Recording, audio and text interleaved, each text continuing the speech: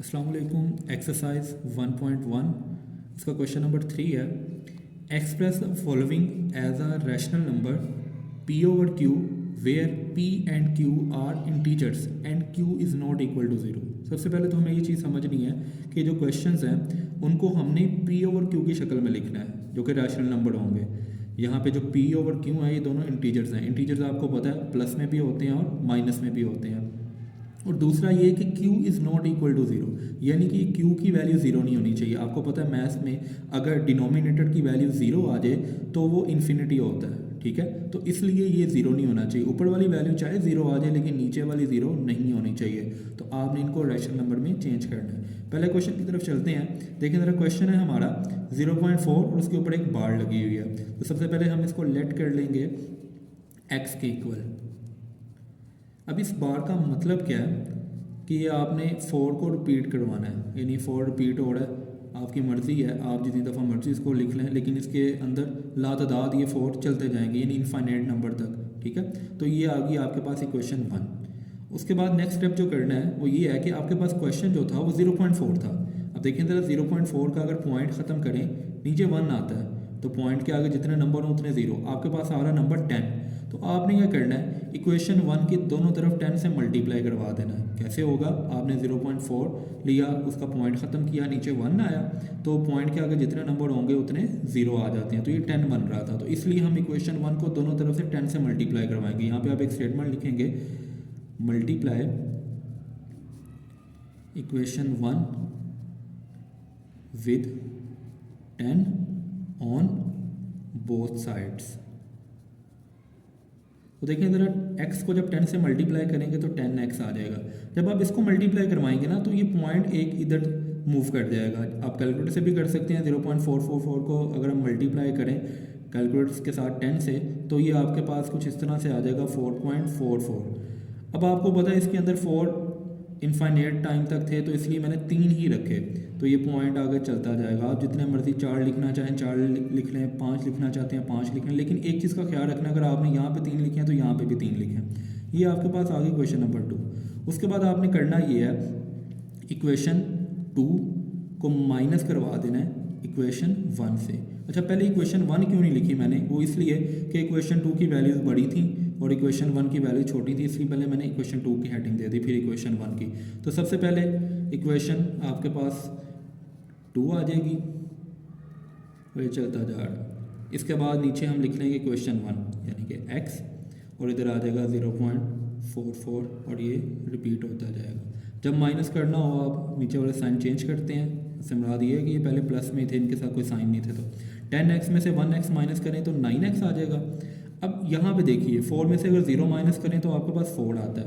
अब decimal part जो है वो सेम है, तो ज़ाहिर सी बात है डेसिमल पार्ट अगर सेम होगा वो ख़त्म हो जाएगा, तो इसलिए हमारे पास सिर्फ 4 आएगा। 9 इधर मल्टीप्लाई हो रहा है, इधर आके आपके पास डिवाइड हो जाएगा। तो ये आपका आंसर है। उसके बाद अगर हम चलें पार्ट नंबर 2 के ऊपर, तो सेम वैसे ही करना है। लेट करना है आपने x इज़ इक्वल टू 0.37, उसके ऊपर एक बार है। अब बार का मतलब आपको पता होना चाहिए कि ये रिपीट हो रहा है। अब 37 पूरे के ऊपर बार है, तो इसका मतलब है 37 रिपीट होगा। तो ये ऐसे चलता जाएगा।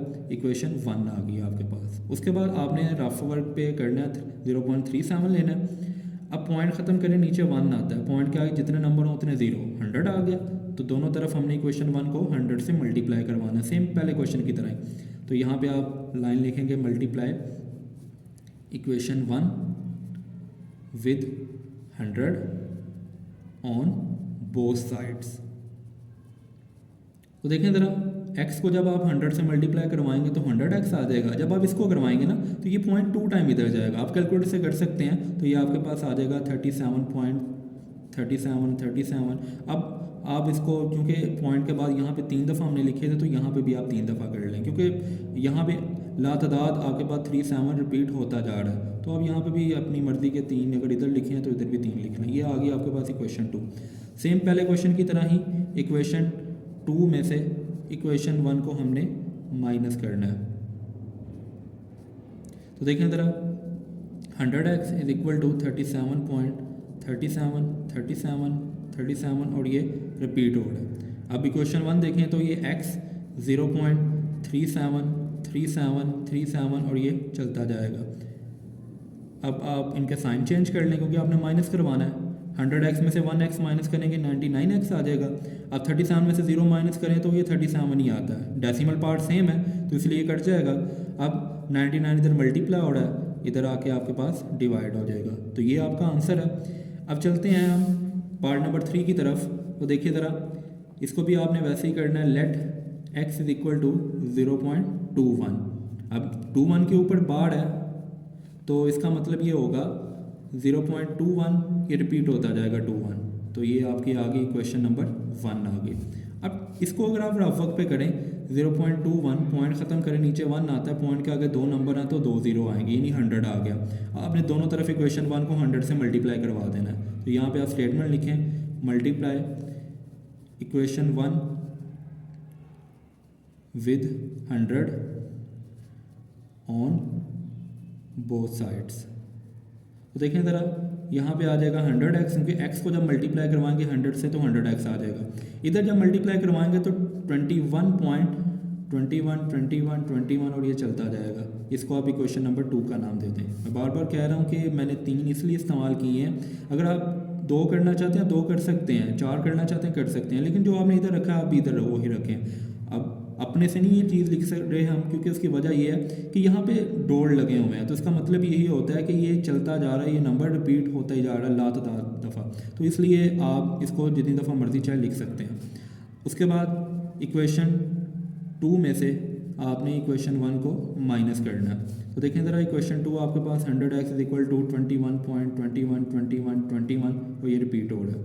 इसी तरह इक्वेशन 1 है x इज इक्वल टू 0.21 और ये रिपीट होगा। ओके, अब इसको माइनस करवाना तो साइन चेंज, 100x में से 1x माइनस करेंगे तो 99x आ जाएगा।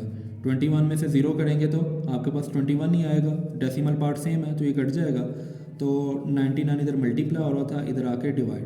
तो ये आपका आंसर है पार्ट 3 का। उम्मीद है आपको आज का लेक्चर समझ आया होगा। अल्लाह हाफिज़।